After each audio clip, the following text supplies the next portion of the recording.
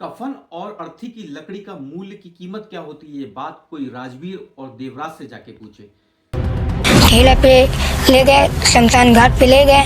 शमशान घाट वाला कहे फूकना है जलाना है, तो हम लोग कहे फूकना नहीं है, लकड़ी के पास व्यवस्था नहीं है हम लोग के पास, गाड़ना है। तो कह रहा हो यहाँ पर ना गाड़ो, मुसलमान का जो कब्रिस्तान है वहाँ पर गाड़ो। तो वहाँ पर गए, तो वहाँ पर भी बोले कि नहीं हो पाएगा।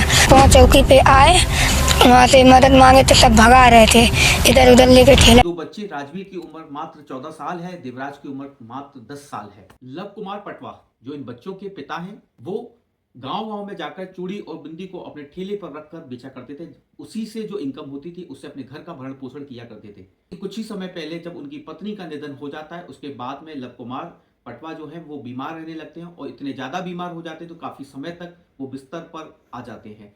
अभी कुछ ही समय पहले जब उनका भी निधन हो जाता है तो ये सारी जिम्मेदारियां जो घर की होती हैं, उसका बोझ, उसकी जो जिम्मेदारी है वो बड़े बेटे राजवीर के ऊपर आ जाती है, जिसकी मात्र उम्र 14 साल है। एक तरफ उसे अपने पिता के देह संस्कार को भी करना होता है, दूसरी तरफ उन दोनों बच्चों की भी रखवाली करनी होती है। लेकिन घर की स्थिति इतनी नाजुक होती है कि घर में पैसे की बहुत कमी होती है और वो अपने पिता के देह संस्कार के लिए भी पैसा नहीं जोड़ पाता है।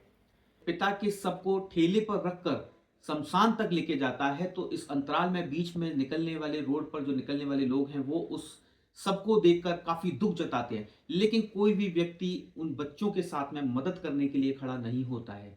जब राजवीर देवराज शमशान की तरफ पहुंचते हैं तो शमशान के लोगों का कहना होता है कि यहाँ आपके पास लकड़ी खरीदने का पैसा नहीं है, इसीलिए आप पास के ही किसी कब्रिस्तान में अपने पिता को दफना दीजिए।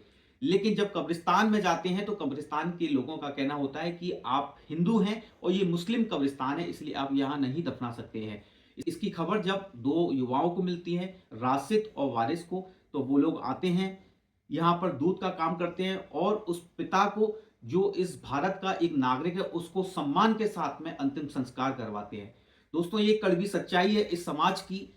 इस समाज में गरीबी का आलम कुछ इस तरीके से है कि लास्ट समय पर भी अंतिम संस्कार अगर कोई सम्मान से नहीं करा पा रहा है तो इस देश में हम कैसे मान लें कि हमारा देश तरक्की कर रहा है।